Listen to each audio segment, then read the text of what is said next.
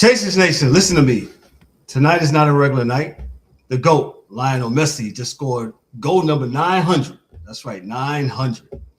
Venezuela just made history. The WNBA just changed the economics of women's sports forever before the sun even came up on yesterday morning. The NBA, hey, it's on fire as usual. March Madness, man, I don't know. Who thought Sienna was going to do it today, man? The brackets are already bleeding for some, right? You got the NHL playoff race. Dan K's not the dude. Dan K, the hockey dude. He's not here tonight, but yours truly outfilling for Dan. Hey, we got a special guest also on the panel, and he's going to change the way you see every single one of these stories on the show tonight. One show, every sport, zero fluff, right? Yo, this is the Thursday Night Live show, episode 489. Hey, and the sports chasers are what? In the top 5 of the sports news genre on podcasts, on Apple Podcasts and Spotify. Let's get it on, man. It's the Sports Chasers, man, coming to you live and direct.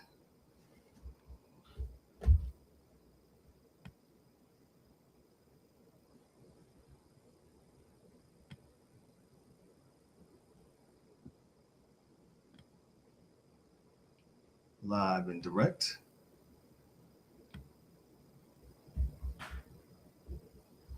Live and direct. Of course, this doesn't want to work. Let's see what's going on here.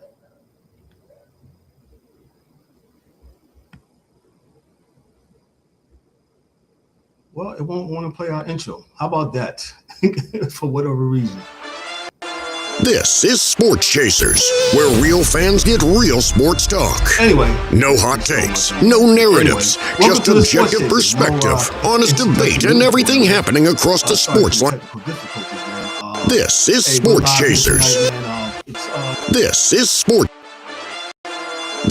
Sports Chasers, where real fans get real sports talk. No hot takes, no narratives, just objective perspective, honest debate, and everything happening across the sports landscape. Now, let's join the chase.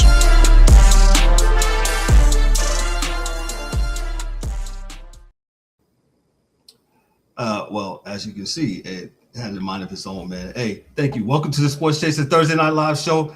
Hey, we're glad and happy that you're here tonight, man. Make sure you click and subscribe to our channel. Make sure you hit all the bells and the notification for all the wonderful notifications. And those that are listening to us on the podcasting side, which you guys have been showing up and doing, do me a favor. Give us that 5-star review. 1, 2, 3, 4, 5-star review. Love us or hate us. Let us know how we do as you so eloquently do every week on the Sports Chasers, man. A lot to get into tonight, man. It's me and the DA. We got a special guest. Ryan should be joining us shortly. The angry one should be in the comments. Hey, DA, what's up, sir? How are you doing tonight? I'm good, man. No complaints. Life is good. Life is good. The March Madness is here, which means the madness is here. I was late, so I couldn't get my picks in, but that's even better for me, so I don't lose. See, that's the way you bet. If you don't bet, you won't lose. We'll talk about some betting here in a little bit, man. Shout out to the rest of the guys, man. They won't be with Ryan. Like I said, Ryan should be joining us here a little bit later. The angry one should be in the comments, man. So shout out to the fellas, man. And as I mentioned before, man, shout out to all of you guys on the podcasting side that's been showing us love, man. We've been in the top 5 of the sports news genre for the past week. And that is pretty huge, man. And I thank all of y'all who, under the sound of my voice, that's listening, man. Thank you so much for making this happen, man. This is oh yeah, round of applause. That's right. Round of applause, man. Hey, but we got a special guest tonight. I'm not gonna belabor the point. Let me introduce our guest. Hey, Chasers Nation. Before we get too far, I need to stop. Our guest tonight didn't come up through the traditional sports media lane. Sounds very familiar, right? He didn't get handed a seat at the table. He built one for his own. Before he ever stepped in front of a microphone, he was in the rooms, the business rooms, the Hollywood development rooms, the M&A advisory rooms, where companies are bought, sold, and restructured. He sees the what and the why the organizational failures that happen before the losses show up on the scoreboard. The media incentive quietly turning your sports coverage into outrage content. He is the co-host of Beyond the Surface on the X-Rated Sports Network, where they have 153,000 Instagram followers, a show that goes past the surface, past the noise, past the hot takes. Tonight, he brings all of that to this panel tonight. Mr. A.M. Pfeffer, Aaron Pfeffer, welcome to the Sports Chasers Nation. Let's give him a round of applause. Let me bring him in first. It would be nice. Aaron, what's up, man? How are you tonight, man? Sorry for the technical difficulties, man.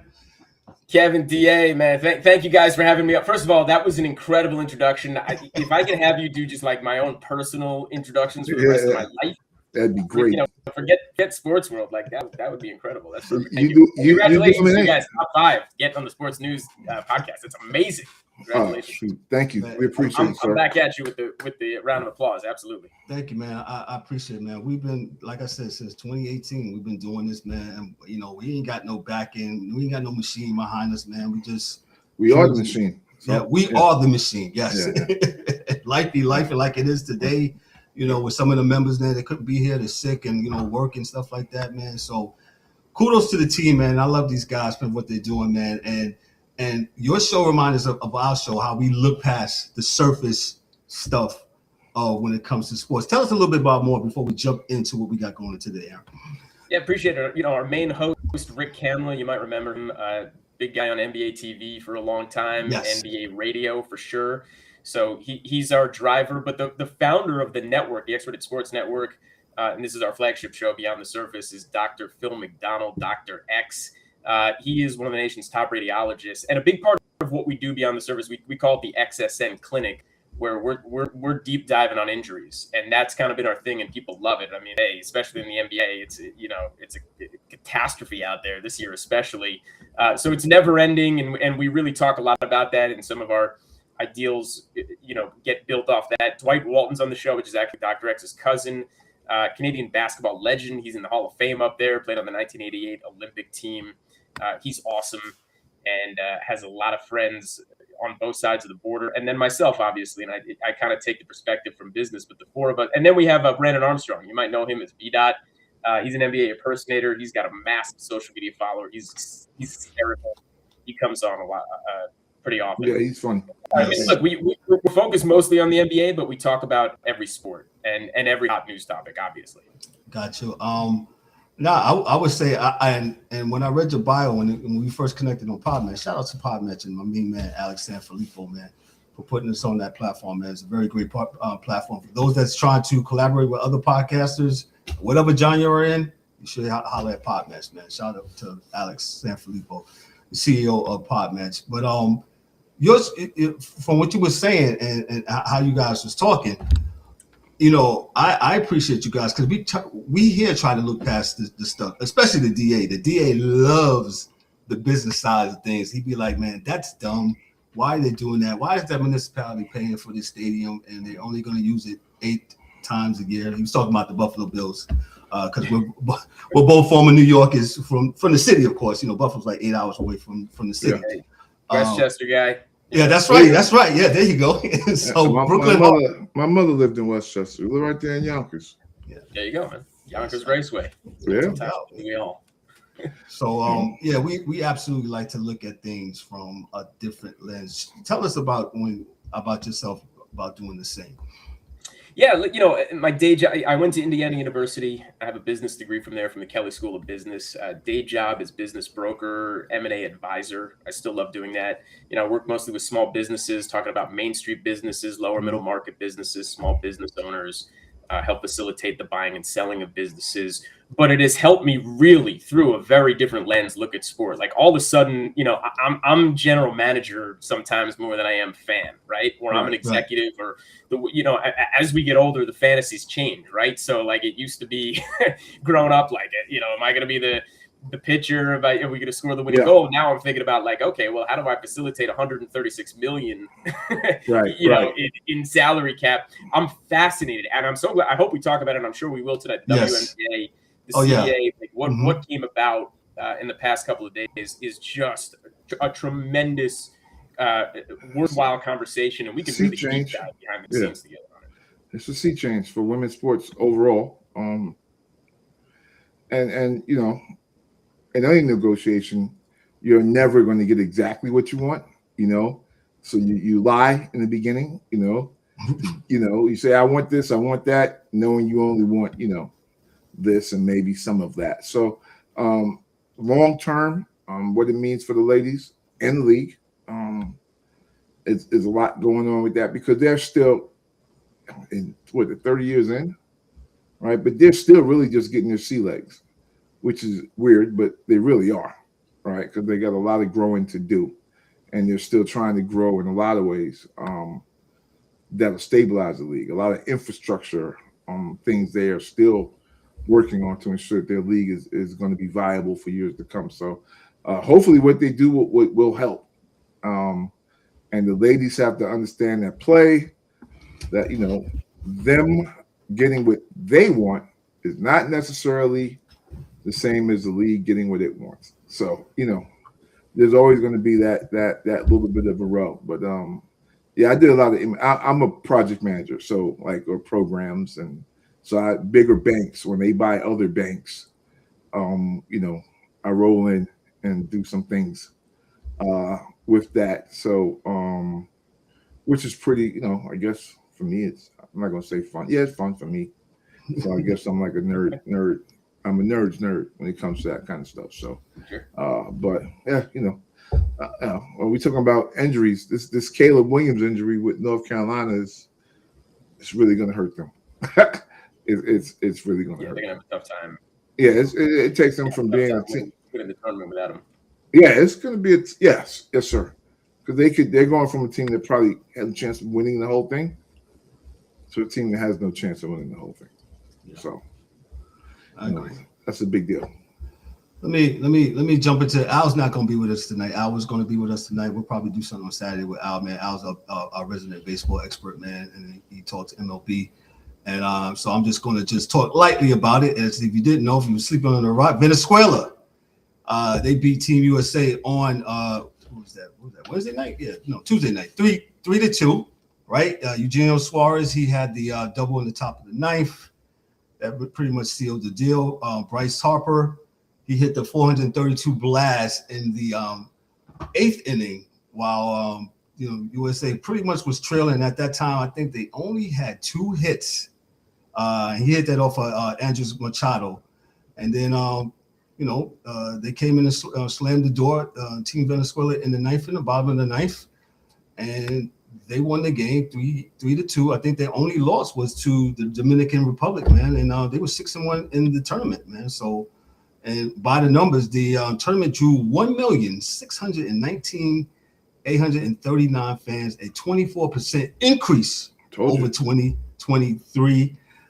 Venezuela and Dominican Republic is locked up 2020 the LA Olympic baseball berth, and the most watched game of the tournament was the USA versus the Dominican.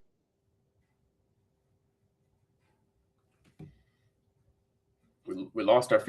Yeah. Well, you know, I will jump into this. It's they like to talk about it, but my perspective on baseball is really early in the baseball season, especially in camp.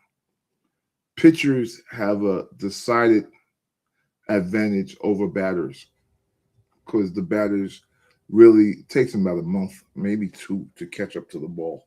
So you could kind of imagine that hitting wasn't going to be that good. It wasn't going to be bad, but, you know, pitchers always have an advantage, you know, coming in. Go ahead, Kev. No, I was saying, I was giving it to you. What did you hear last? I'm sorry, Mark. No, I was. You said you talked about the numbers with the Dominican Republic and USA game. Yeah, so. I was just saying that the increase was 24%. I don't know if you heard that Venezuela and Dominican Republic, they got it locked up, a berth for the LA Olympics in 2028, and pretty much this game I saw the draw. It was that's what I was saying. The most watched game of the tournament was USA versus the Dominican Republic, and I was saying 7.37 million viewers on that night. So I was saying, give your thoughts on the game and the tournament. Well, like I was saying, I was telling AM that I thought pitching was going to be better than hitting because it takes a little while to catch up to the ball. We talked about the energy that was palpable, with the Dominican, Venezuelan, that energy that they had in the stands and the fans and the music, and it was so cool, and I think it was like a disease, man. Like, so you watched the first game. The first game I watched, I think, was Korean against like Japan. I was like, okay, baseball, love baseball. And then I saw the first Dominican game, and I was like, whoa, this is different. I said, this is different. Like, dudes is like almost doing backflips up and down the line, and I think Tatis had a bat flip up into the upper deck. Like it was crazy. Like I was like, wow. So it's good to see the guys that play baseball showing how much they love baseball. It's always been quite a reserved game, especially us in New York. Being Yankee fans, you could even have a long haircut. So, so it was different, and it's kind of good to see because they're playing the game on the field the right way. So all the other stuff doesn't take away from the game, and I think that's kind of the divide that has to be I think it's that wall is being broken down by the kind of old school guys that are like, hey, you don't do this. And there's an unwritten rule and, all that crap. Well, if it's unwritten, then you should have wrote it down. And then maybe, things would have gone a little bit better. But the reality is that I think they're knocking down that wall because these kids are playing the game the right way. On the field, they're doing things the right way. So the way you celebrate doesn't bother me. I'm kind of good with it all. I hope during the season, the commissioner doesn't jump down guys' throats. And again, I don't think it'll be the same, right? You have to read the room or read the stadium.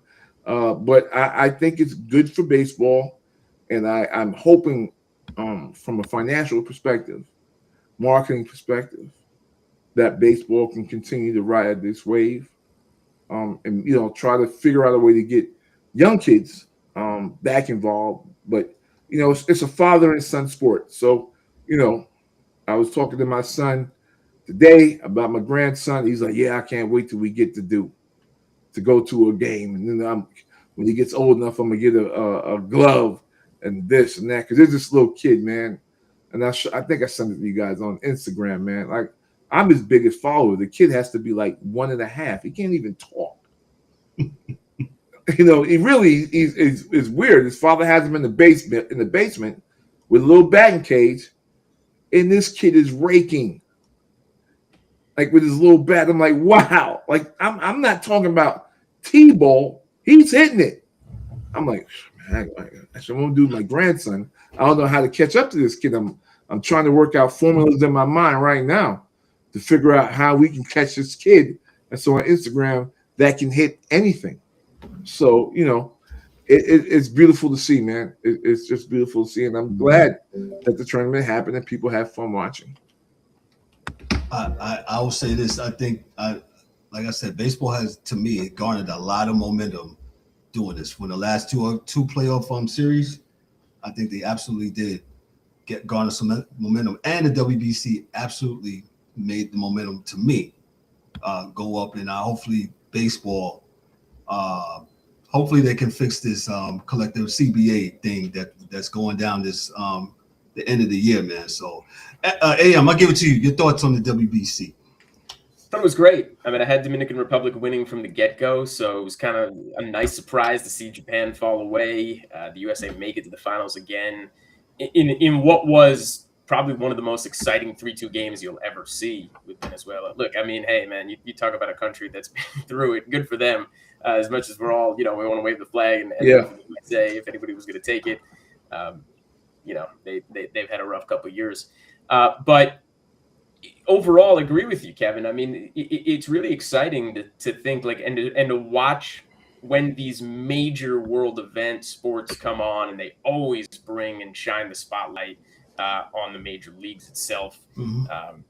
Major League Baseball being one of them, certainly. So it is exciting to see. I mean, baseball to me is they did a great job in the past couple of years bringing down the time frame of the game. The games really were too long, especially for the younger generations.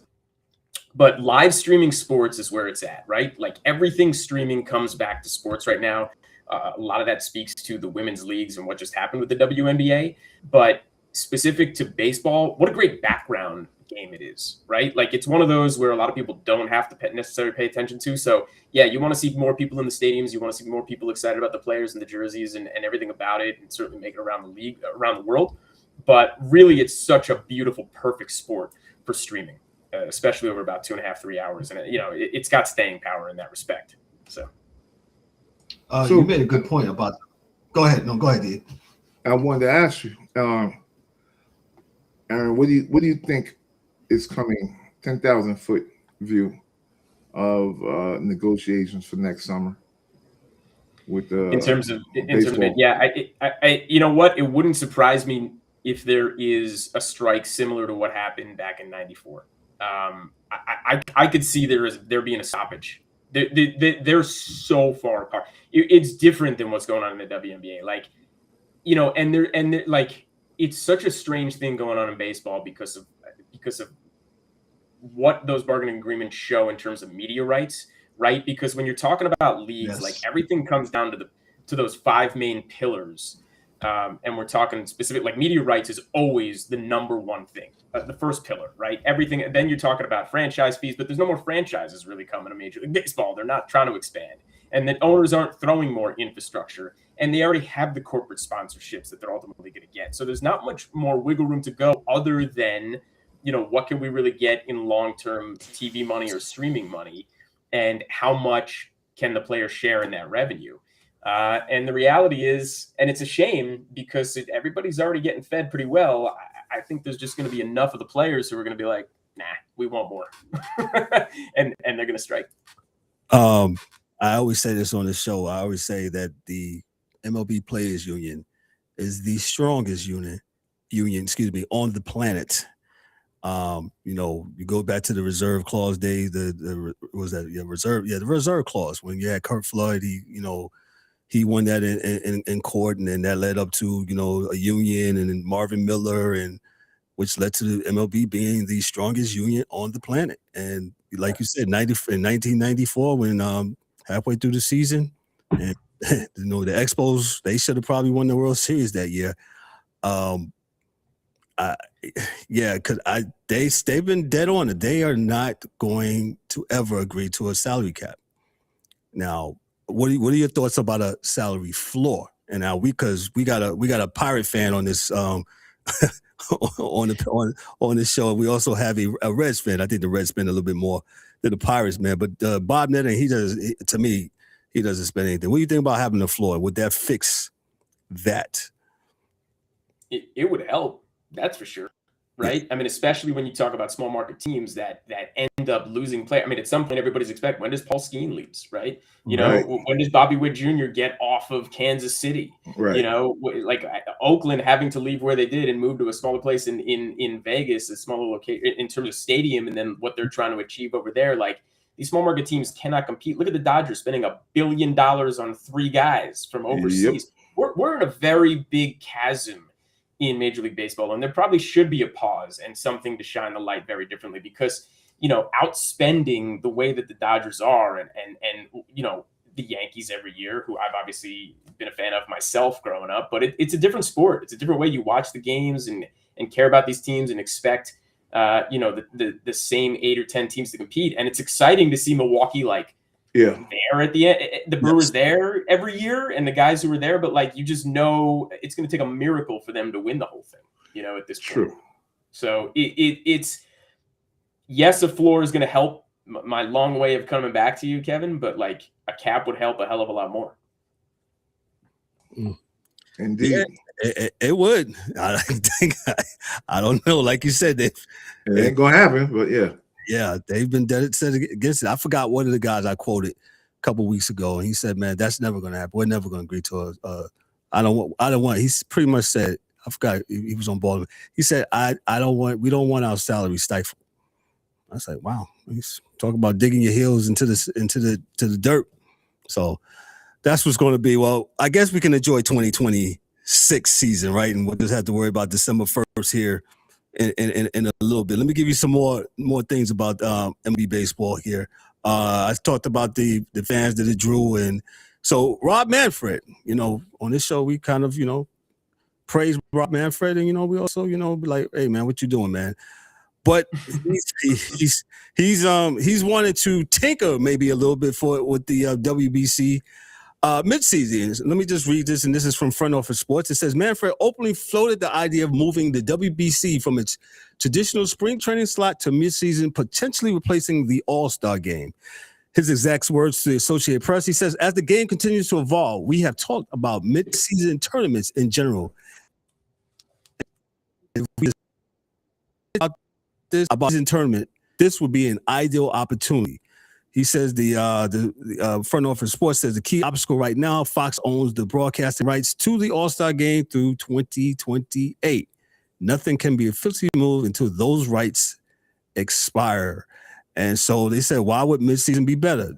The WBC also has been played during the spring training, which means MLB teams can restrict their own players from participating or limit their usage, which they were.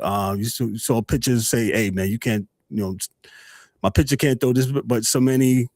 So it's a big thing. DA, your thoughts of Manfred tinkering with this thing and putting it in the midseason?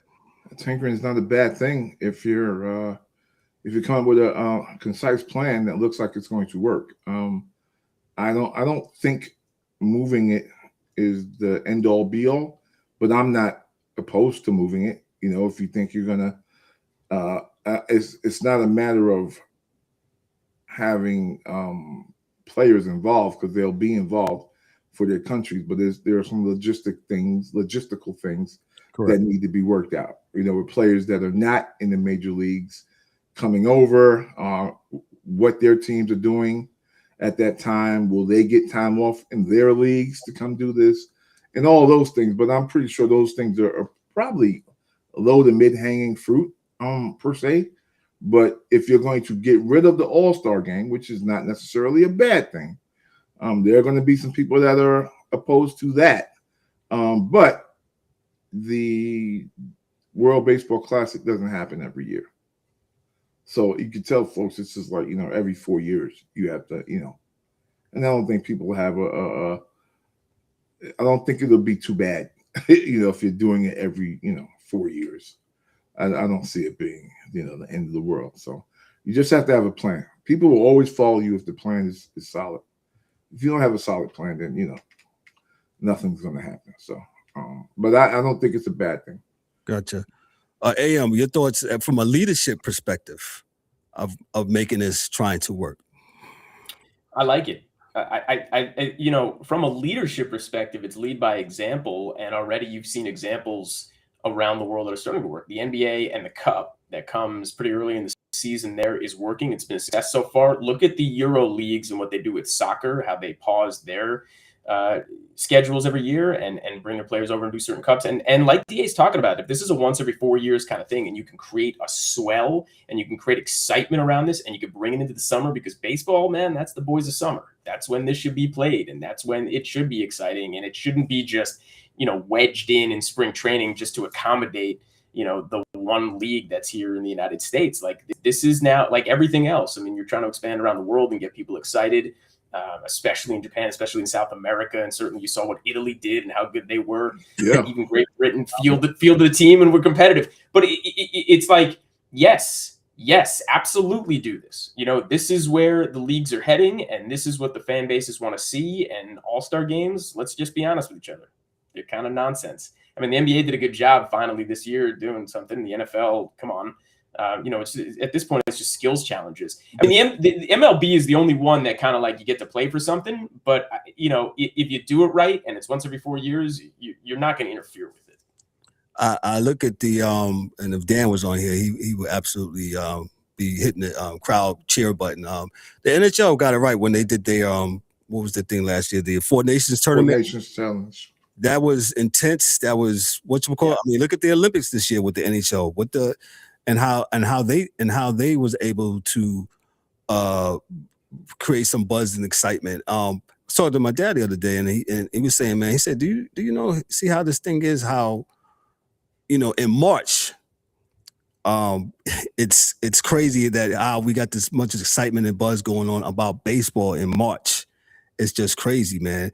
And I currently live down here in South Florida now. To see Marlins Park, Lone Depot Park, being filled like that and having people and going crazy and stuff like that, it was a really great scene for it to be. Now, I don't know what that's probably going to look like in 2 more weeks when the Marlins take the field. Not that. It's not going to be that, right? But, it just really baseball is my first love, man. My first professional game going to was going to a Yankee game with DA remembers Con Edison, and yep. Sitting out there at Yankee Stadium when left center was like 500 feet.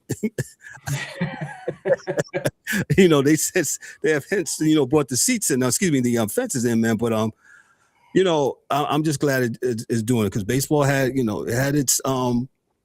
had its downs, and you talked about that, AM, about how the rule changes, man. Some of the little subtle rule changes, the pitch clock, absolutely, because they was absolutely losing to people because we have an ADH society now where people can't. I think somebody got in the World Baseball Classic, a pitcher got I would just say reprimanded for taking too much time. Oh, there was a violation? Yeah. I thought they got ahead of that already. It's very rare that you see that. And when in the game. Wow. Yeah, like dude was taking too long. I don't know what he's doing. He takes a little longer to scuff the ball. So, you take some time to get that Vaseline on that ball. You got to go to the Joe Necro school of Vaseline ball. Jump ball. Bringing in the Negros, Joe and Phil. Oh, boy. Bringing up the old days. Yeah, they do whatever they were like the guy in Major League, that old pitcher that just, threw everything on the ball. Didn't matter, Was that like you put snot on the ball? Yes. I just rub a little Tabasco on my finger, right? Put it on my nose. That was hilarious. Yeah, but that's, yeah. I mean, I don't think he was even thinking about it because it wasn't a pitcher that's an MLB pitcher. I think it was the Japanese game. So, and I don't know why it took him so long. It was just like kind of an in between transition, and he was just out there, playing with the ball a little bit too long. So, but it is that. Got you. Let me stay in this baseball vein, and this is also from Front Office Sports. MLB makes a multi-year prediction market deal with Polymarket. Cool. Well, I'm getting ready to give it to you, DA, here. Chasers Nation, we celebrated Venezuela winning the WBC. We just talked about baseball at first. It's finals tonight, but right now, we're getting ready to switch lanes. Baseball was quietly making one of the most controversial business moves in the history of the sport, and it has nothing to do with what happens between the white lines. This one is about money, prediction markets, gambling, and the future of how we're going to watch and bet baseball. So let me hold on, DA. Let me cook here for a second. Major League Baseball, and like I said, this is from Front Office Sports. Major League Baseball has signed a multi-year exclusive partnership with Polymarket, making Polymarket the official prediction market exchange partner of MLB. Front Office Sports was the first outlet to break the story before the official announcement came on Thursday. The money, this is the money, right? One source says the deal is worth $300 million over 3 years, with Polymarket paying MLB. A second source says the initial figure may be closer to $150 million but the deal could be extended. Somebody said what Polymarket gets. Polymarket gets exclusive rights to use MLB teams' logos and marks on its platform, official league data through Sports Radar, MLB's exclusive global data distributor, and brand exposure across MLB's digital channels and live events. The only prediction market platform officially authorized by MLB. So somebody asks, host and moderator, what is a prediction market? I'm glad. Yes. So a prediction market lets users trade on yes and no outcomes. So, for example, will the Yankees win tonight? You buy or sell a contract based on what you think will happen. This sounds like options to me. We got more people in the stock market. Yeah, we're getting puts on the damn game. I can't do this anymore. I can't do this anymore. AM, this is for you. You can. I'm out on this one. This is yours. You're out on this one, right? What a great way around "quote unquote" gambling and the gambling laws. Prediction market, right? When it's not FanDuel or DraftKings, and you can't, like whatever the states are, this is you got to do. It's okay. Polymarket's the rescue.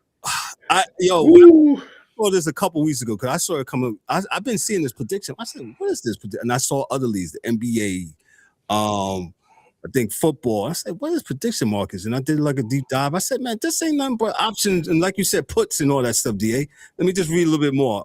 Think of gambling meets the stock market. Okay, I said that right, but federally regulated, not state, but by state, like traditional sports betting. I lost my pace there. Prediction markets are overseen by the Commodity Futures Trading Commission, CFTC, not FDIC or Securities Commission. Look how upset DA. By the way, Kevin, did you notice at some point DA put on an Expos hat? Did you see it? I'm not sure when that happened, man. It just appeared. I'm totally out of it now. I'm DA, what can you even buy a Montreal Expos hat anymore? Like, have you had that in the closet for? Oh, I've had this for a while. I had this hat for a while. Yeah, they were going to win the World Series that year. They had the best. They had the best team, and I think their record said that too. They were that much further ahead than everybody. By the way, shout out to the Netflix doc. If you haven't watched it, that is one of the best. Yes, out there. So good, so good to anybody who hasn't seen it yet. And Netflix is actually really good at. Well, they're good at finding them and paying guys that do those type of documentaries well. If it's already done, they'll just buy exec producer, clean it up. Or if you've done it for something else and they got an idea, like they'll just buy your idea and fund you, and So yes, they're very. Netflix is good at it, and of course the people that make them are very good at it. But yeah, all right. I try to watch all their stuff if I can. I still got to watch my 49ers one, so I missed that. So yeah, I'll find it. Let me just finish off. The NHL has deals with both Polymarket and Kalshi. MLS has one with Polymarket that they just signed in January of this year. UFC also has a Polymarket deal. The NFL and NBA, they are still without one. I'm shocked. Just 2 days before this announcement, the Arizona Attorney General filed criminal charges against Kalshi, another major prediction market platform, claiming it's operating an illegal gambling business in the state. You don't say. The MLB Polymarket deal actually includes language that would void the partnership if court rules that the prediction markets violate state law. So, AM, since the DA's out, can you give me something on this for a little bit? I love the last thing you just said, that there's an out for the leagues. It's like it's like, hey, we know we're in bed with criminals, but like if you get caught, we're good. Yeah, we're good. Like you can't play butt, right? Hands up, like wait, but like this is our out, like and look, the hypocrisy of what goes on out there, protect the children and watch out for and like everything is pushed. I mean, this is pusher stuff, right? This is as bad as illicit drugs, in my opinion, with the level of gambling, with the level of prediction market, and the fact that you're promoting this, especially to the youth who are watching the games and what it is. I mean, you watch SportsCenter for the last decade, like half that show is all about lines, right? Yeah, literally like over-unders and lines. Facts. we're at a place now, but by the way, this is it. This is the corporate sponsorship. This is the money is too much to ignore. You know, it's one thing to be like, hey, Nike, Adidas, Reebok, give us $25-50 million. Well, how are you going to compete when Kalshi or Polymarket are throwing $300 million or $500 million or soon to be $1 billion your way? For 3 years. DraftKings, all of these large, massive gambling conglomerates, and let's call the prediction markets what they are. They're gambling conglomerates too. You know, it's hard to say no if you're the leagues, and it's hard to compete with that type of corporate sponsorship, which is one of the 5 pillars of a league, and you need it. You need the baseline. So I was like, wow. Like I said, I heard this about a couple months ago. I was like, what is prediction markets? And I was like, man, this is just more gambling. And like you said, the hypocrisy. And man, you know, Pete Rose, you know, that's why I gave MLB grief for Pete Rose and how they let that man pretty much die. You know what I'm saying? And let him die. Hey, let the Charlie Hustle pass away, and knowing good and well that hey, they was in bed with sports gambling, and this is worse, Kevin. Now not only did you let the man die, but now you're urinating on his grave. Yeah, You're literally signing with the devil here, telling you know, showing this. But you know, look, Rose was. But that's what they want to say, like, oh, the players will never do it, and they're not going to bet on their own games. Wrong. This already goes on. We've already seen what's happened in the NBA right at the start of the season. Day 1 of the season. Quincy Billups. Like, dude, if you got a phone, you can do it. If you got a phone, you can do this. Yeah. You know, and if it's and everybody has a phone. Yeah, and I don't have the habit, but if you got that habit and you got that addiction, there's no way for you to stop it, especially if you are a professional athlete with time and money and some insider information. It's not even about winning for them. It's just, you know, the I guess the thrill of victory, the agony of defeat. You know, it's like, you know. Look at Rozier. Rozier had $100 million contract, but he's out there putting himself at risk for $100,000. Yeah, it's crazy. And I remember as a kid, you know, growing up in the Bronx, you know, and where my mother lived, that was off Avenue.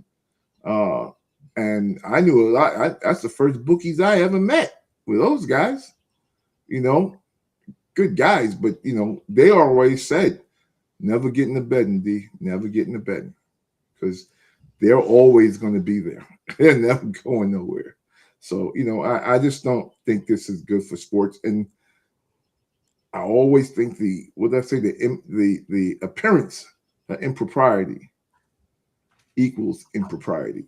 So, like you say, like ESPN, half of every show is spent on lines. So when you watch college football season and you see some funky things going on, and then you hear them talk about the lines, then you're like, oh, come on, stop. All right, don't rub it in my face. But, you know, I'm not betting, so I'm not mad. But it just makes it look like some things maybe aren't what they say they are. That's all. I don't know. My tinfoil hat's downstairs, so I won't put it on. Yeah, I don't know, man. So we're doing option puts, and we're actually doing gambling on baseball and stuff like that. And you know, this, you know, everybody say, oh, we got it under control. And like you say, AM, you got the NBA, you got constantly we hearing college basketball players, not too much the college football, but college basketball, for whatever reason, those guys are getting caught up in that stuff. And, you know, you're going to have these problems when having this stuff, man. It's like all the major sports went from 0 to 100, getting into bed with gambling. So that's just what it is, man. So let me move on. I thought Ryan was going to join us, but I'm just going to jump right into this one right now. And if he comes on, he'll give us what he got. The WNBA, they tentatively signed a deal, $7 million cap and a path to ratification. This is from Front Office Sports again, from Annie Costobly. And just say this, the WNBA and the WNBPA reached a verbal agreement in the early hours of March 18th. That was yesterday, on Wednesday, before the season tip. So They announced around 3 a.m. the other day. The deal structure, what we know, is a 7-year deal with an opt-out clause for year 6. Both sides have still finalized the formal term sheet. The verbal agreement is in place, but not fully ratified. The money, the numbers that matter. It's a salary cap for $7 million in year 1 and up from $1.5 million in the previous CBA. The Supermax is going up to $1.4 million, equals to 20% of the cap. The average salary has risen to $584,000 before revenue share payments are factored in. And the average revenue share across is 20%. They was going for 26%, if I remember that correctly. Important details.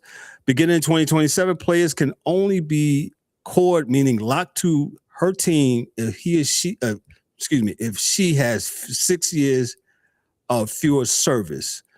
What happens next? They got to ratify it. That means pretty much all the members have to go along with this. The full term will be finalized in the coming days. Players will vote on the term sheet. Then the NBA Board of Governors will vote on it. And once both sides sign off on it, you got your new CBA. So I'll start off with AM. Your thoughts on this? We can dive into this just right here.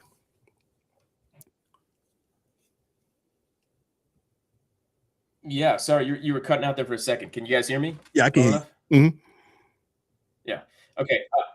Well, first of all, this is exciting. This is exciting for fans of the WNBA, for fans of basketball. This is exciting for the women of the league. It's tremendous for them. This is huge. And Kevin, I want to add something to what you said. The average salary of $584, the floor at $300,000 is huge, right? So the least paid player in the league now is at $300,000. That's the kind of 6-figure salary that allows you not to have to moonlight or to join other leagues if you don't want to, or and that could be the main job, and that's huge. Go ahead, Kevin. You look like you want to say something. I know. I was going to say, so that allows them not to moonlight.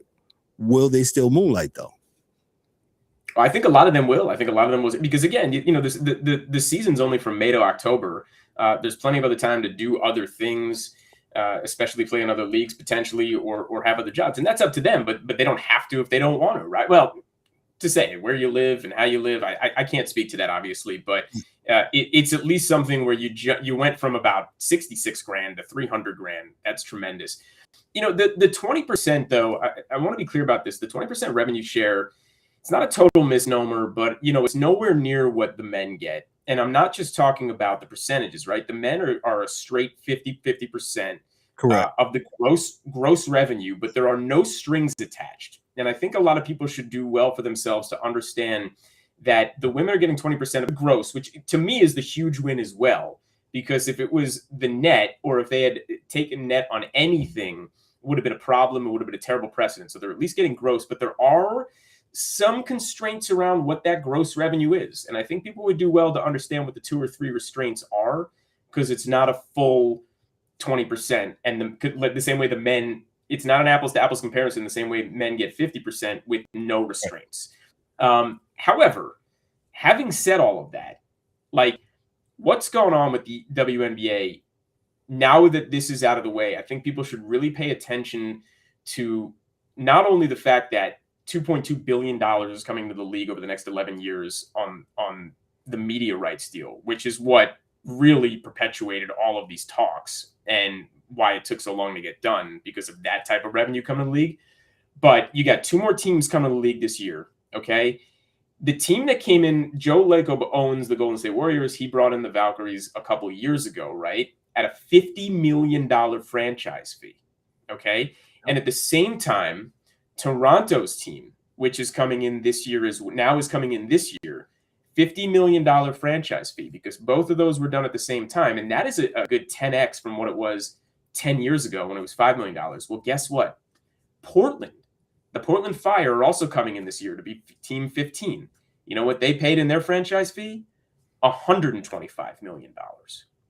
And you've got Philadelphia, Detroit, and Cleveland all waiting in the wings to join this league and become teams 16, 17, and 18 at about $250 million in the franchise fee. We are here. This league has arrived, okay? And I think a lot of people need to understand that the WNBA is really an incubator baby of the NBA. The NBA owns 42% of it. Adam Silver hired the commissioner, Kathy Engelbert. People need to understand that's what happened, that she really, has to go back and speak to Silver to go through anything. And Silver had to come in as the last part of these negotiations. That half the league owners are NBA team owners as well. So there's a lot going on here that this league was never going to fail because the NBA would never let it. But we're finally at a place where it could stand on its own, where everybody's getting their fair share, and there's a lot of excitement moving down the next decade for this league. And it's a great league, and it's great basketball, and everybody should be watching. I just want to say that. I'll say this. When it was negotiating, I was like, I hope they know, kind of like baseball, right? They have a lot of momentum, and for them to go on do any kind of work stoppage, I think it would have been absolutely detrimental to them. But kudos to them. They kept on figuring it out. And if anybody doesn't know anything about the negotiations, I absolutely been part of unions before. I am part of one now. You don't get all that you want. It's a negotiation for a reason, right? So you throw your thing, just like DA said earlier. You throw your stuff out there you want. They throw their stuff out there they want. Then you come somewhere in the middle if you're bargaining in good faith. Right now, when you're not bargaining in good faith, that's another whole story for another day. But both sides seem to come to some kind of collective agreement. And here you got it, man. So hopefully, they'll ratify it, and the WNBA governors, they'll sign off on it, and then they'll have basketball. And like you said, you'll have those expansion teams start to play. You got the Caitlin Clark momentum. What's your thoughts on Caitlin Clark, man? I'll start from there. Can you hear me? You talking to me or DA? I'm talking to you, AM. I'm sorry. Oh yeah, I mean, well, first of all, from a basketball perspective, she's exciting as hell. It's Steph Curry, and that type of level, and it's amazing to watch her. And she was exciting at Iowa and what she did in the NCAA tournament. Now she's bringing excitement to the NBA. But like to see some serious conditioning, like to see her have a full season. I mean, last year was cut short, and that was a shame, obviously. What do I think of her, this notion that she is like 80% of the league and the excitement and all of that? Okay, I think it's just fine. I mean, if this is what it takes for people to care, and this is what the eyeballs are about, and she's a lightning rod, and there's conversation around it from the players themselves who have to play with her to the executives and ownership and commissioner who had to deal with her level of fame bringing where they are as part of the CBA. It's all great. Again, this is forward momentum. The age-old adage, like, no publicity is bad publicity, right? So effectively she brings the right type of illumination to the league. And she's awesome. There's more exciting players, in my opinion, than her, obviously. Like, when I watch, I want to watch other players. Brianna Stewart, I'm like, I can't wait till Azizi Fudd gets in the league. She's amazing. I like the way Paige Buchers plays. We can go on and on, but like, she's still great. It's all great. Like the fact that we've arrived here and this is what happened just yesterday. Yeah, it's awesome. Basketball is going to be played, and everybody's getting what they deserve. For sure. Gotcha. Absolutely. And like I said, they was able to work it out. And so basketball is going to be played, and the WNBA got that momentum that they got the last couple of years because of Caitlin Clark. And in my opinion, I believe. And, you just want some good basketball. You want some good basketball to be played, man. So that's about it. Let me shift gears real quick, Aaron, AM, to the NBA, man. Your thoughts on future expansion, so to say. Seattle was a team before they moved to Oklahoma. Oklahoma City. And then you got, what's the other team there, the other city they're talking about offhand? I'm sorry. Your thoughts about that expansion? Yeah, I mean, they're talking about bringing to Vegas, and they're talking about bringing to Seattle. Yeah, that's right. I love it. Okay, and then you're going to move one team over, and that's probably going to be the Minnesota Timberwolves. They'll move over to the East, then you're going to have 16 and 16 as opposed to 15 and 15, right? So I think it's awesome. First of all, It's funny. We were talking about this on our show the other day. Like, what's everybody more excited for? 5 of us were on that particular panel. 4 people said everybody we're excited for Vegas. I personally am way more excited for the Sonics. Me too. Yeah, for sure. To come back. Like, I don't think people realize, just from a history's perspective, right? Like, the league splintered in '68. Then you had the NBA and ABA, and then they all came back together. And then there was this incredible run right before the '80s, before the Celtics and Lakers made their mark, like 77, 78, 79. You're talking about the Portland Trailblazers, the Washington Bullets, and then the '79 champions, the Seattle SuperSonics. I can name the whole starting five. One of the best coaches ever. And like Dennis Johnson on that team, and like Jack Gus Sigma, Williams, and Paul Silas. Shelton. Yeah, Paul Silas. Yes, sir. Yeah. And that was, and like that's the, and like I grew up obviously just loving like the Gary Payton, Sean Kemp Sonics, and a big reason why I got into the NBA, and that's my generation.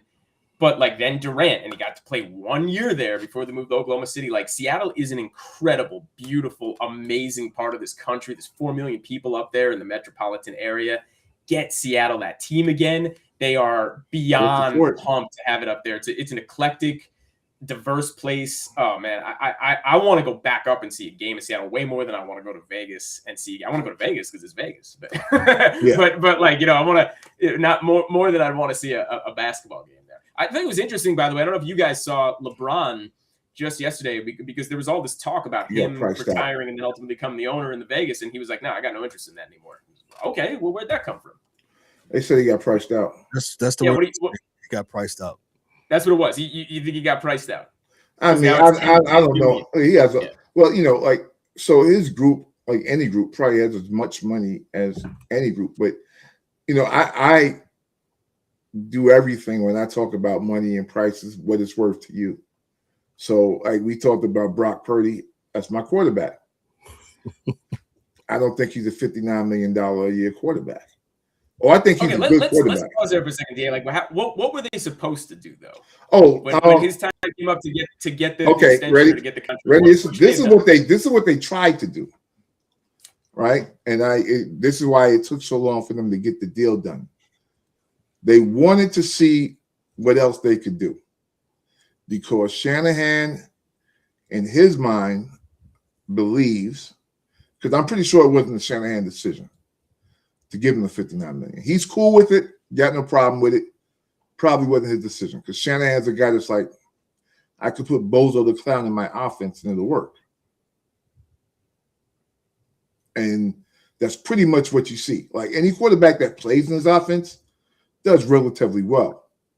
And if you're getting the more snaps you get, the more reps you get, the better you'll do in his offense, or the more he'll, kind of move it around you. So it's an ego thing with him. But with that being said, I've never been that next man up gets paid just because, it's his turn. He's a free agent now. We're just going to pay him like everybody else. Well, if you're not as good as everybody else, I'm not paying you like everybody else. And the NFL is having a little course correction on that, right? But I think Brock Purdy was the last one to get it. And I'll tell you why, being a Niners fan, right? In 3 years, Brock Purdy has only 3 come from behind wins. And if things are not absolutely perfect for Brock Purdy, he doesn't win the game. He has to have all the weapons have to be there. Everything has to be right, But when he's on, he's on. But he's usually on because everybody's there, which is not a bad thing to me. I tell people that's the way it's supposed to be. When your whole team is solid and everybody's playing, Joe Montana's going to look great. $50 million is for those games when nobody's there and we need you to Tom Brady us 2 wins. That's essentially what the $59 million is. And do I believe he can do that? I hope so now, because we've already started to pay him. I hope so. Because we're going to need that. We're getting a little older, got to replace some players in a few years. And we're going to need them to, pull some rabbits out of some hats at some point in time. $59 million is a lot of money. And I'm not saying he doesn't deserve it. I'm not saying he does deserve it. What I'm saying is the reason people say he's a great quarterback is because the 49ers win. The 49ers win not necessarily because of their quarterback. It's because of the team, and they build the team to win. And it's always been that way. It's all, they won with Jimmy Garoppolo. Went to a Super Bowl with Jimmy. Garoppolo. I remember watching the game, sir, in the playoffs, the year that they went with Jimmy when they lost to Kansas City the first time when he closed his eyes and threw a pass in the Super Bowl. They were beating the Minnesota Vikings. I can't. This guy. And they were winning at halftime. And Shanahan had so little trust in him, they did not throw the ball in the second half. Not once. They ran the ball for every play in the second half of that game. Wanna know why? He wasn't going to let that fool throw us out of the Super Bowl. Was not. And I was waiting for a pass. I was waiting for a screen. Anything. I think Mostert ran for almost 200 yards that game. Because it was Mostert and another guy was the running backs then. Didn't even have McCaffrey then. So he builds a team so that, the complementing parts will ensure the team wins games and also ensures that you're not spending too much money on any one player, because no one player is going to be what makes the 49ers win. It's going to be, kind of a combination of a few things that does it. And it may be defensively one year and it may be offensively another year. But taking up that percentage of the salary cap is, I would never do that if I owned the team. So, guys would hate me, but I would get the next best compliment of quarterback. Unless that kid was such a star, and I don't live in the area where the Brock Purdy jersey makes us enough money where it's like, okay, yeah, I can do that then. So I like weighing things out. I'm a project manager. I'm into planning and things like that. But I would have to see if his jersey, like AM, if you were my quarterback and the AM jersey 17 quarterback brought people into the stadium, win, lose, or draw, we're cool. I got you. I'm paying you. Because I think that's why Dak got paid, because Jerry don't care. He sells out the stadium anyway. Jerry sells out the stadium anyway. So he's playing with house money all the time. Maybe we do too. I haven't been out there. So, I haven't been out there. But I know I've watched that guy lose games when he just had one receiver down. Ayuk didn't play, and we lost to the Browns. I was like, the Browns. I'm like, you can't do it. When you're a good team, you can't lose those games. You can't lose those games. Because with the NFC being the way it is, that week off and or that home game mean a lot. And you can't give up those games during the season, man. You got to beat the Browns. You got to beat the bad teams. The first thing I believe in being a great team in any sport, at least being a good team, is winning the games you're supposed to win.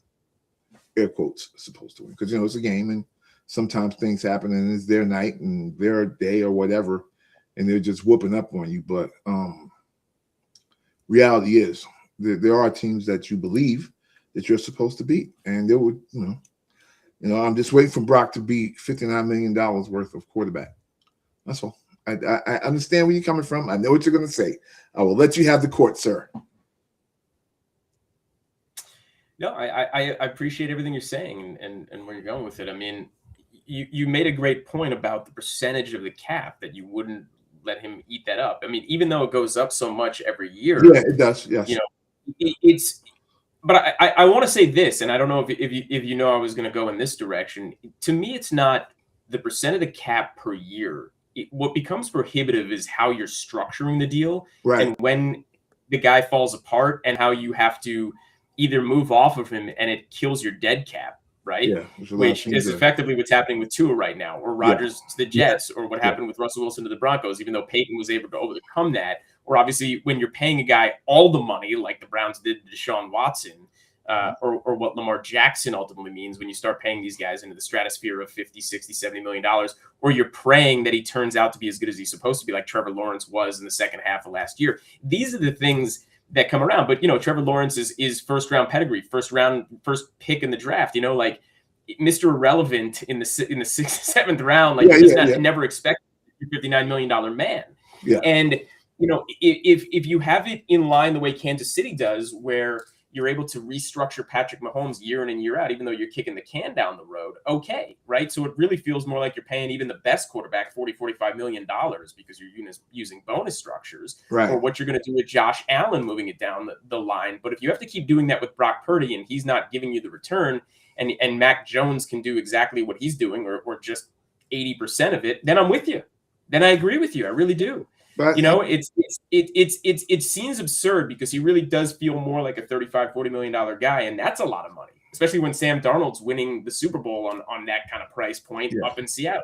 So it gets $25 million too much that could go in other places. I'm with you on that. I think it's 21 this year that he's going to cost us. This year's 21. If for some reason they say next year, it hits us very hard, and that's structure. But unfortunately, Bosa hits us hard next year too. But the question is, can you restructure, right? The way you're doing quarterbacks, especially, right? Every year you're restructuring, and every year they've got to be able to look at this the same way Brady used to be able to do it and say, okay, I'll take a little bit less, or I'll take it a little bit different way so I can get a couple extra guys on my team that matter. And he may do that. Yeah, he may be doing that. So I don't hate the guy personally. We can go hang out. Like I don't have a beef with him. It's just that, for the money, I was like, wow, that's a lot of money for that guy. DA caught some slack, some strays a couple months ago when during the playoffs, and one of those clips went viral, and DA had a hate fan base. It looks like. Okay. It's okay. I understand my team. I've been a Niner fan since 1980, so hey man, I understand. You're not really in the media until somebody hates you. Yeah, that's right. Yeah, you made it. Yeah, there you go. Yeah, we definitely made it with him. DA, real quick, because we was actually talking about the NBA before we got to that question there. Your thoughts on the NBA expanding to it's fine. I love the Seattle Supersonics. Yes. Gus Williams, DJ, Jack Sigma, turnaround jumper, Big Lonnie Shelton. I love that team.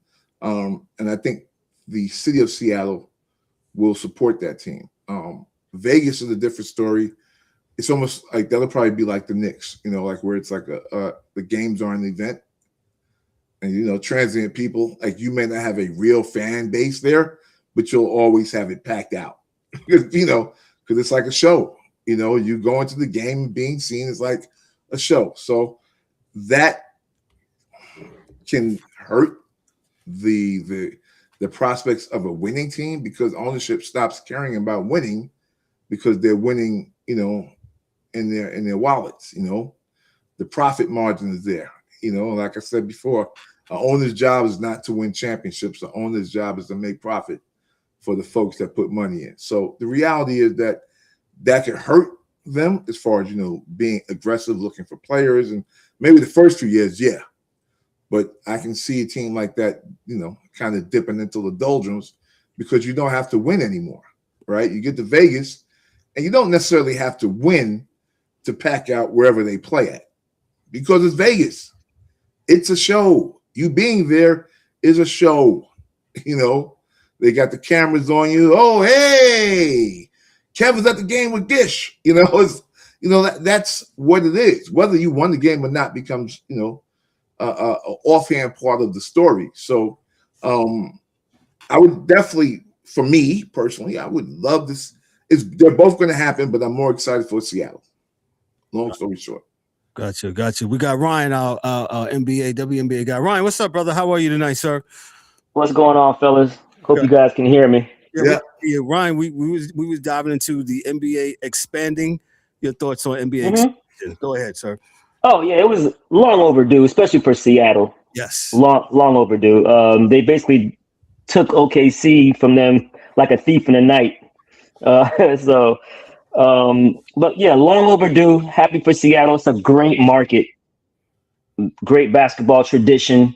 So happy for them. And obviously, Vegas was a no-brainer because now the NBA has to compete with the NFL having a team in Vegas. A baseball team is gonna have a team in Vegas. Yeah, WNBA has a team in Vegas, and now that sports betting is legalized, you almost have to have a team in Vegas, or to capitalize on certain revenues and such with the sports betting and stuff. So yeah, those are always the teams. Now the thing was Seattle going to get their own team, or was somebody was going to move there? But I'm happy that they're starting over fresh. Yes. And going and getting their team. It's sort of like the WNBA, right? Where Connecticut is going to probably go to Houston. And I kind of don't like that because, the Houston Comets are the Houston Comets. You know what I mean? So, but it is what it is. But I'm happy for it. I heard a lot of people talking about there's not enough talent because of the adding 2 more teams. There's talent, man. There's European talent. There's so much talent everywhere, bro. So I wouldn't be too much worried about talent because we see it in the NBA. You give bench players a chance, they'll perform. They're good. They just need usage. Yeah. Anybody in NBA, I mean, not everybody's gonna be all-time greats because they have the usage, but if you give a player on the bench playing time and consistent playing time, eventually he'll start to perform. And if he doesn't, then they'll get rid of him. But yeah, players just need an opportunity. We always say growing up, man, even the bench guys in the NBA can play, man. They all can play. You get to that level, you're doing something right. So I'm happy for the expansion. And what I'm very happy for is the divisions. The divisions changing up. So it looks like probably either Minnesota or Memphis is going to go to the East. I don't know if you guys already talked about that, so my apologies if you guys already did. Yeah. So so obviously Seattle and Vegas would head to the West, and then either Minnesota or Memphis would go to the East. I know we talked about it before, Kevin, that Minnesota probably makes the most sense, and but we'll see. We'll see what happens with the revamping of the divisions and such. So we'll see what happens with that. I'm excited for the people in Seattle. The old logo with the Space Needle and all that stuff on there. Oh yeah. I'm glad that they're coming back, and people didn't know that OKC, though they own the history to it, they will be giving the history back to the team when they go back to Seattle, from what it was said. So kudos to that, because sometimes we got teams moving from city to city, and they take the history with them, and it kind of sort of what happened with the Bobcats turning into the Hornets and all that stuff. So shout out to that. And for Vegas, I'll say this for Vegas, like DA said, it's an entertainment capital, and I think they will absolutely do fine there. And like Ryan said, you got all 4 sports there, and the WNBA is there, and so I think it's just a win-win-win. And people don't remember they had the All-Star game there. What was it, about 15 or 20 years ago? That which kind of started some things. So I just think it's a win-win, and I'm happy that they are expanding and doing this thing. Let me just move to the hard. Well, before I do that, Ryan, we talked about the WNBA. Your thoughts, real quick, on the WNBA and their deal. Yeah. It's a generational deal for the league. It's going to change a lot of athletes' lives in the league, and I'm very happy for them. And I've been telling you guys, look, I know you guys used to always ask me about it. I'm like, man, there's going to be a season. because now with all the revenue, that they're getting now as far as sponsorships and the TV deals, there's no way even the owners, if the owners complain, oh, we've lost so much money in the past, fine. You really think now that they can start to really make money that they're not going to come to an agreement and compromise and make a deal, because they want to recoup some of that money. So they know, both sides knew, right? Both sides knew it would be a death sentence for the league if they held out. 100%. Yep. So, and it made no sense for the players not to have a league, because now you're getting more money, and it would make no sense for the league not to have a season because now you can you finally signed a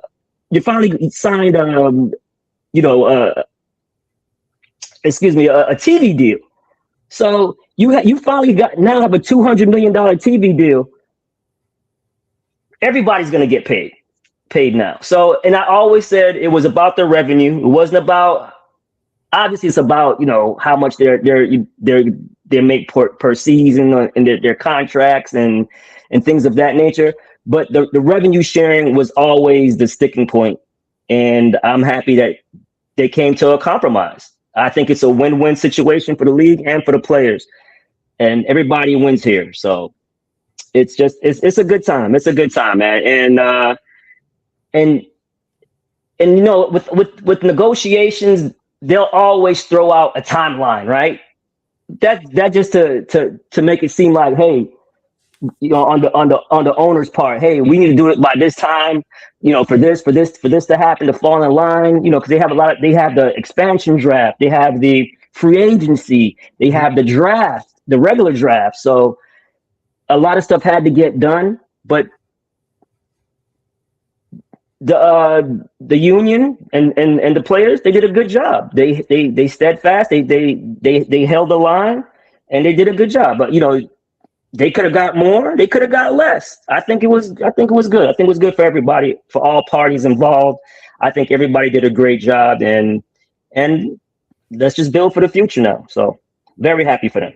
I asked AM this question, and I'm going to ask you too. You think the ladies will still moonlight overseas? Oh, for sure. Of course. Because there's one thing about people with money. They always want more money. Yeah, to play ball, to make. Yeah, of course they're still gonna do it. Okay, they're still gonna do it. Yeah, absolutely. Gotcha. Let me move to the hardwood. I'll start off, Ryan, with your Rockets losing, looks like 2 in a row to the Lakers. Yeah. And just take me through the NBA real quick. AM is also, his show is pretty much dedicated. They talk about everything, but they concentrate a little bit more on the NBA too. Is that right, AM? Just speaking for you correctly, sir? That's absolutely right. Yeah, 80-90% of our show is NBA for sure. Ryan, good to meet you, by the way. Good to meet you, brother. Good to meet you, man. Absolutely, man. Absolutely. Yeah, the Rockets are struggling. And I don't know if it's okay, we don't want to show our hand when this double team comes. And I feel like the Rockets, they're not going to fall out of the play-in because Phoenix is also banged up. There's Dillon Brooks is not there. So I feel like as long as they're just not in the play-in, I think they're satisfied with it. Obviously, man, not having Fred VanVleet hurt them, because when they signed Durant, a lot of people thought they didn't give up much in their eyes, and Jalen Green and Dillon Brooks. And Dillon Brooks went to Phoenix and turned him around with the culture. There's one thing about Dillon Brooks: if he's on your team, you're gonna love him. Mm-hmm. If he's not on your team, you hate him, unless you want to make somebody a scapegoat like Memphis did to him. So, but yeah, losing Fred VanVleet hurt, and then on top of that, the Rockets' biggest strength, right, was their rebounding.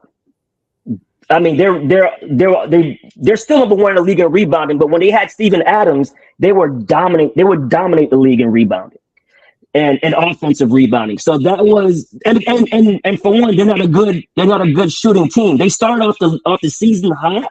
They were like number 1, number 2 in shooting, but you knew that was going to come down, and And what happens now? Now they're starting to shoot bad, and now they're not crashing the boards like they did. They're still number one in the league, but now they're not dominating and they're not getting those extra possessions. And another thing about the Rockets, they need to play faster. You have athletes. You have Amen Thompson. You have Tari Eason, Jabari Smith. Even Reed Shepherd can get going. And if you're a number one rebounding team in the league, get the ball and push it sometimes. Get some easy baskets because they struggle in the half court. The reason why they struggle in the half court, because they don't have a true point guard. And it's two young point guards in Amen Thompson in his third year and Reed Shepherd in his second year that's kind of got thrust in that situation because of no Fred VanVleet. Now, your best passer on the team is Sengun. He's a hub because he's a great passer, but I don't like the offense when they're posting him up at the 3-point line. It doesn't make any sense. Like, they're not going to honor his 3-point shot anyway, so why is he out there? High post, put him on the box, and let him go to work. It's same thing with Durant. They're struggling with Durant because they have Durant bringing the ball up sometimes, and he gets trapped at half court. And Durant, even though he can do it, that's not his strength. And you gotta play to a 37-year-old's strength, and that's not what they're doing right now. Hopefully they'll get it together, but they're in a slump right now. But we see it all the time in the league, man. Teams go through these slumps. The Knicks went through it. You saw it when they were like they won out of 11 games. They won 2 games. They lost like 9 out of 11, and everybody was panicking and all that stuff. So it happens in the league. Look at Denver. Denver just lost to Memphis yesterday, I think, or 2 days ago, and they just lost. Playing G League, playing a bunch of G League guys. So that's what I'm saying, man. Like, you just have to weather the storm and get there. Once you make the playoffs, then all bets are off, and then you can make your adjustments. So we'll see what happens. But yeah, they are struggling with their shot because they started off shooting a great percentage from 3. Tari Eason hasn't made a 3-point shot in like his last 20-something attempts. And he was number 2 in the league percentage-wise from 3 to start the season. So we'll see what happens. The Dorian Finney-Smith acquisition doesn't look good. I know he's coming back from the ankle injury, but it's taking him a while to get going.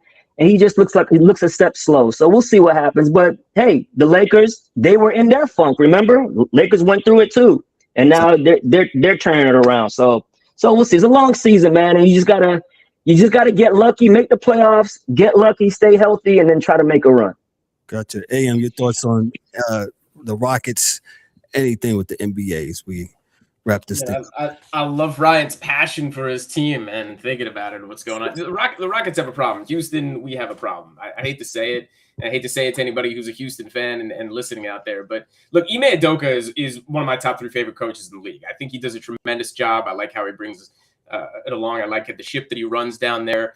But, everyone in that building should have understood we need a point guard, right? I mean, when Van Fleet went down, like, Amen Thompson was not going to get it done. And if you weren't going to play Reed Shepherd 35 to 38 minutes a game, because you look at a lot of the stuff he does in the fourth quarter and the numbers are there, and he should be closing out games. Not 37, not 38-year-old Kevin Durant, right? Sengun is amazing at certain times, but a liability at others. Just call it what it was. He was better defensively last year. Tari Eason, he's a guy who's come along and he's a name, and that's exciting. But like, Amen can only do so much for you, right? Like you guys there's a certain way you want to rebound. There's a certain way you want to play, and a certain way you want to move the ball. You don't have the 3-point shooting to go up against the other team. And that's really the biggest detriment for Houston, right? Like at any given time, you can kick out. So some of these other teams can kick out and figure out who needs to shoot the ball from beyond the arc. Even the Spurs can do that. Certainly the Nuggets can do that when they're healthy. The Lakers now, surprisingly, can do that. The Rockets can't really do that. When they want to clamp down on you defensively, amazing. When they want to run and gun, amazing. But other than that, like, when you got to slow the game down and you're in the half court, you got a real problem because you don't have Fred VanVleet on there and you didn't go get anybody else. And I was surprised. Honestly, I was surprised that there wasn't a much larger conversation with Chris Paul was getting off the Clippers, that they couldn't bring him back and get him on the Rockets and have him, because he would have been the perfect stopgap at least for a couple of months. And maybe he just didn't want to go back there. Maybe whatever happened, and maybe he just wanted out of the NBA at that time. But like looking around the league, I get it. You didn't get anybody else, but they probably should have fought a lot harder to get Jose Alvarado and not giving him to the Knicks when he was available. Right, and the thing is too, like a lot of teams were offering their point guards, but everybody wanted Tari Eason. Yeah. Everybody wanted, and the Rockets was like, "No, we're not giving up Tari." And I get it at that time, but he's just been struggling. And to your point, you have to if you lead the league in rebounding, you have to push the ball. The Rockets play with the slowest pace in the league. Yeah, and not for nothing. They played Kevin Durant.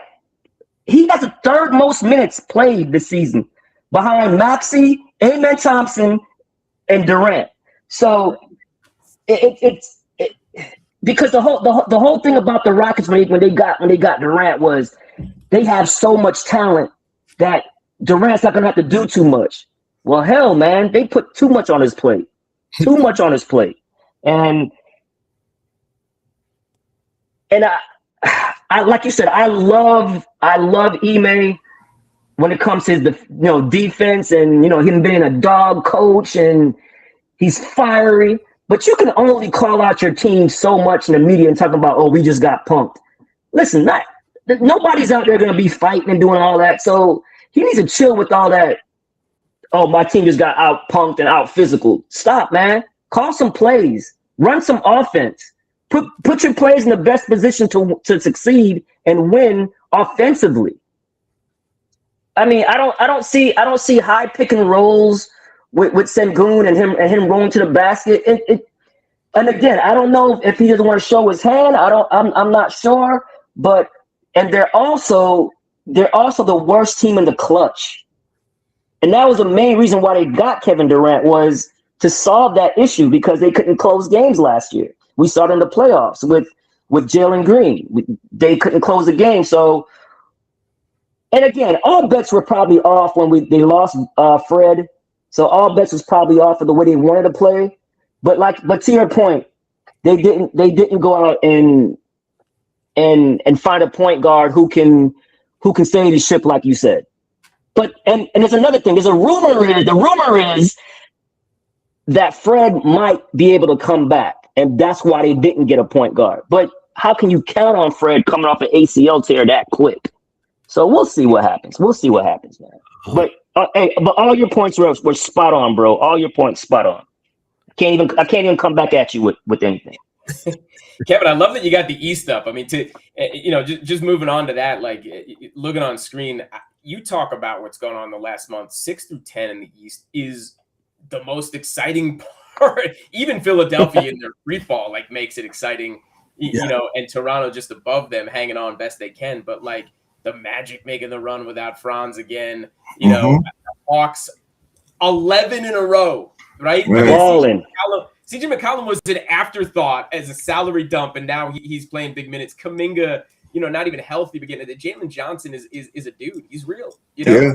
And Corey Kispert, again, another afterthought, giving you minutes. I think we were talking the other day how crazy it is. Buddy Hield is a healthy DMP every day. That dude was on the fantasy team earlier in the year, right? He you started at the first couple months and people were putting him out there, and now he's literally 15th man on the Hawks. All of a sudden they look as deep as can be, and forget it. The Hornets, who's more exciting than them? Why the NBA is such a good place, why everybody's so excited about the playoffs. Just look at that 6 through 10. Listen, hey, who's how long is Cade going to be out, or is he done? No, they said he should be back for the playoffs. They said it's mild, a mock collapsed lung. How can that be mild? I don't know, but it says mild. But they say they expect him back for the playoffs. Okay, got you. Yeah, they expect him back, and they have a 4 or 5 game lead. I think they should be able to hold on to that. Yeah. So we'll see. I agree. Let me address this to AM and Ryan. Giannis. It looks like the Bucks are shutting down Giannis, and your thoughts on that, AM? I'll give that to you first. Well, first of all, Giannis doesn't want to be shut down. Correct. Secondly, the Milwaukee Bucks, and I want to be clear about this, are the dumpster fire of the NBA. Since they won the chip, what they're doing up there is should be malpractice. I mean, everyone should be calling lawyers for what every move they've made, from the way they've drafted to the way they've given away the draft picks, okay, to literally waiving and stretching Dame Lillard to bring in Miles Turner, to not leveraging Giannis when you had a chance to get him off the team and get back what you need. Although they'll do it this summer, it is absurd how bad the Bucks front office has been in the last 4 years. And everybody's blaming Giannis for the way that he's acting, and everybody's talking about the fact that Giannis should be the one asking for the literally coming out loud and saying, "Hey, trade me," like it's on him because we're in this age of player empowerment. Which that's fine, we're in this age of player empowerment, but it's not his responsibility to say demanding a trade right now. Milwaukee needs to be the adults in the room, and they've got to figure this out, because I'm not sure what they're holding on to or what they expect to get back for him if they think they're going to be competitive after they do, but they're not going to be. There's an interesting thing going on this year where the Hawks obviously own the better of Milwaukee or Charlotte's pick, right? Depending on how high it is. So oddly enough, I mean, if not Charlotte, New Orleans. So, if New Orleans, ends up at the second pick and Milwaukee ends up at the third pick, they might still get a top 5 guy, but more than likely they're not going to do that. And they're going to end up with a 7, 8, 9 guy. And how much is that going to matter? I mean, this is a deep draft, an amazing draft, but how much is that going to matter? Is that you're going to pair him up with Giannis or whatever? I mean, Giannis is you're talking about 7 first-team NBAs all in a row. He for 7 straight years was in the MVP and Defensive Player of the Year conversation. And look at this year. It's been up and down, wasted. It's a shame. He's 31 years old. Move on, right? But Milwaukee has to be the one to do it, and they need to leverage as much as they possibly can this summer to get themselves back on track 3 years from now. And Giannis should get his 3 years before he goes off into the sunset and plays his last few in Greece. That's how I'm looking at it. But I'm literally upset with the Milwaukee Bucks right now. Brian? Yeah. The thing is with the Bucks, right? They're kind of in a damn if I do, damn if I don't, right? Because he does mean a lot to the franchise and he makes a lot of money for the franchise. I get it. But to your point, you have to sell when you can get the most for him. That's the only way you're going to be able to rebuild and rebuild properly. You don't want to get penny on a dollar for an all-time great. Now, Ryan, you're saying it the best, and that's what kills me the most, because you let this year go by where now everybody's buyer beware that he's 31 years old and he's been hurt 3 or 4 times, and you're wondering if he has it anymore. So that's a problem right there. Exactly. Right? And now you're running the risk of potentially trying to sell him on staying on the team and some other contract when he's still got the other year, and you got to match up salaries and figure this out over the summer. What are you going to get back? And now you're also entering a time in the NBA when everybody's like, hey, man, the Knicks paid 5 first-round picks for Mikal Bridges, and that's not working. How about we stop giving 5 first-round picks for anybody, including Giannis? So, right, not a good look from Milwaukee. Should have been done a year ago. Right, and not only that too, and we're also seeing all-stars getting traded for nothing. We saw that with Anthony Davis. We saw it with Trae Young. So the league is in a spot where, man, it's tricky, right? Because like I said, Milwaukee's they're in a situation where they're not going to win, because if you get rid of them, you're not going to get as much, and then if you keep him, you can tell he's gonna be unhappy, and you're not winning with him anyway. And now you have no assets to build around a team. Like stretching out Dame Lillard. All right, cool, whatever. But then, like you said, to bring in Miles Turner, did they see Miles Turner play in the playoffs? Whatever. You're paying him over $20 million not to be in the team so you could bring in Miles Turner. No, there are 3 other guys. There are 3 other guys in the league who have been waived and stretched, and 2 of them don't matter. The other one being oh my God, I'm blanking his name. Sorry, he went down to Phoenix from Washington. He's now on the Clippers. Forgive me. But that makes sense. Why is his name escaping me? I know you talking. Bradley Beal. Excuse me. Bradley Beal. Yeah, Bradley Beal. Yeah. Right. So like, but that made sense. And Phoenix ultimately actually made surprisingly good moves after they made the Durant trade, and the Durant trade was very good in what they did. But again, Milwaukee, what you're doing, none of it's working, and you haven't drafted correctly in 4 years. Like they need to literally pontoon and rebuild, and everybody needs to be okay with the fact that they're not going to be good for 3 to possibly 4 years, and leverage the assets, not to get back players, but to get back the draft picks that you no longer have in the cupboard. Exactly. That's what they have to get back for Giannis. Exactly. And that's the way to do it. Not when you're trading players like who are perennial all-stars, all-time greats, it's not about the players you get. You don't want the players getting back because they're not going to be as good. You need the draft picks. That's what Houston did with Harden that turned them around. That's what San Antonio did and tanked for 1 year to get Wemby and to get Castle. So it's not about players. Don't bring back players. Get picks. Get treasure chest of picks. That's why what OKC has done is incredible, because they have so many picks and they basically, I tell everybody, the reason why all this stuff works for OKC is because of one reason. SGA took a step, and he didn't take a regular step. He didn't take an all-star step. He took an MVP step. So now you have a MVP candidate who's clutch and can close. Now you just put stuff around him, and now you have something. And it's that's the part of it. That's why Houston struggles, because Houston thought maybe Jalen Green can be that person and take that step. He never took the step. Jabari never took the step. Amen, we can see Amen taking a step, but Amen's limited because he can't shoot yet. So everything is just him just playing off athleticism, and he's fantastic. But that's the key. You now you see it with Detroit. What happened? All these last 2-3 years, Cade was always in and out of the lineup hurt. He took an MVP caliber step, and now they're number one in the Eastern Conference. So yep. you have to hit on your young players, and you have to get draft assets, whether to draft players or to flip them for another perennial all-star.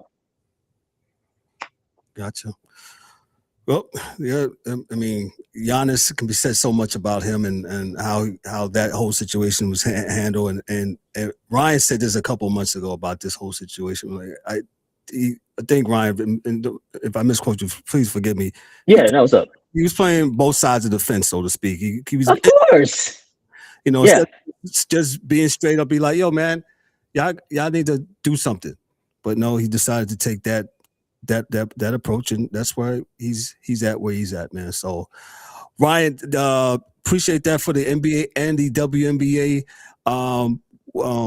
Hey, shout out to our guest tonight, our special guest, Mr. A.M. Pfeffer, man. Thank you so much. Awesome. Hey, bro, we gotta have you back on, man, especially when we talk some hoops and some sports business, man, because I really appreciate your insight, man, and what you came with tonight, man, and thank you for joining the panel tonight, man. So I'll let you have some words here, sir. Well, first of all, I just want to thank all of you, DA, Ryan, and certainly Kevin. I mean, this has been amazing. I really appreciate it. I appreciate having me on, asking me some great questions. You guys got an awesome show. Really, really appreciate the time. I'd love to come back on. Thanks again. Appreciate that, man. Appreciate that. Parting shots. I'll start with the DA. DA, what you got for us, sir? Hey, it's a good night, guys. A lot of great things are happening in sports right now. AM, come on back for the NBA playoffs. You know, they last 8 months.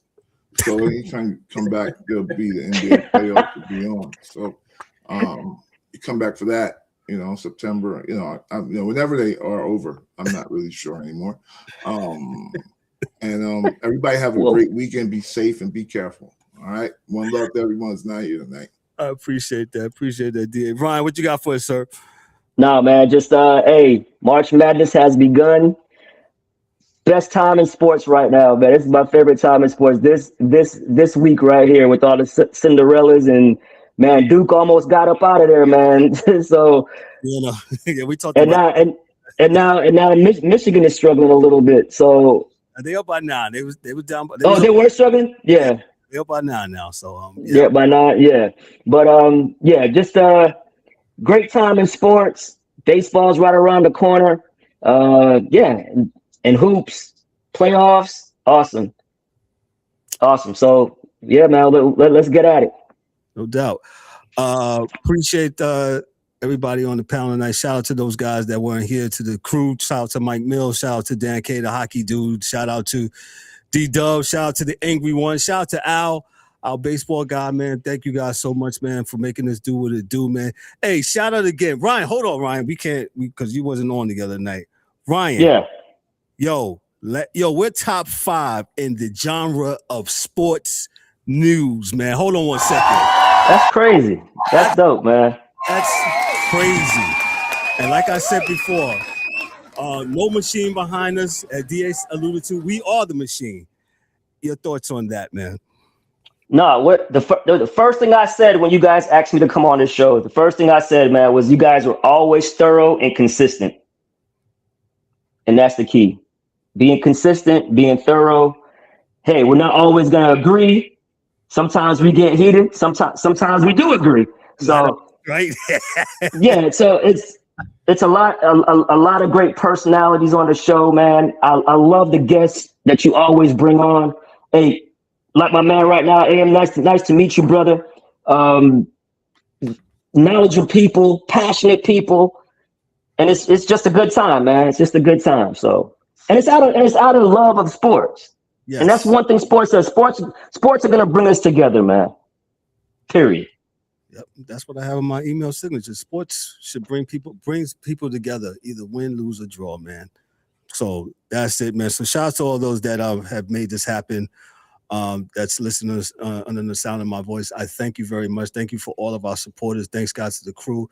AM, thank you so much, man. I'm gonna let you have the last words, man, before we get on out of here, man. I'll leave you with this. Here's a great little tidbit for your audience. You know when every year the time of year that most men set their vasectomy? That's today, guys. That's this weekend for March Madness. I just thought a little trivia would bring us out, right? That's like 3 or 4 days of recovery. I'm sorry, family. I gotta sit down and watch a lot of basketball. DA shaking his head. But just bring a little levity to the show. I thought you might appreciate it a little. Hey, listen, man. If I needed to do that, now I know the day to do it. So now you know the day to do it. Think about your 3 to 4 days of recovery, right? There you go. This is it. The best time of year. Listen, we're going to get on out of here after that. No, AM, thank you so much. And like I said, we are going to have you back, my brother. I appreciate you so much, man. So listen, on behalf of the panel, I'm Kevin O'Warren, your host and moderator for the DA, for Ryan D'Souza, for AM Pfeffer from Beyond the Surface, and the rest of the crew, and for you guys out there in Chasers Nation. Thank you so much. Yo, this is the Sports Chasers. Y'all be good, be great, be blessed. Hey, we'll catch you on Monday. Peace. You've been locked in with Sports Chasers, where conversation doesn't follow trends, it follows the game. If you rock with the discussion, tap in, subscribe, and join the community that keeps sports real. Until next time, stay locked, stay sharp, and keep chasing sports the right way.